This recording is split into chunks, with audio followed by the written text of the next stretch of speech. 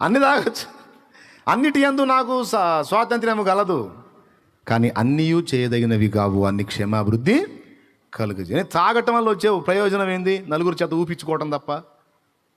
Mind మొద్దుబారిపోయి, liver infection అయిపోయి, కిడ్నీలు పాడైపోయి, హెల్త్ ఖరాబ్ చేసుకొని, అది దాకపోతే ఇంకో 4 ఏళ్ళు అదనంగా పోతే ఇంకా 4 ఏళ్ళు దేవుని పని చేస్తా, అది దాగితే పెందలాడిపోతా, నా వల్ల జరగాల్సిన పని పాడైపోయిద్ది.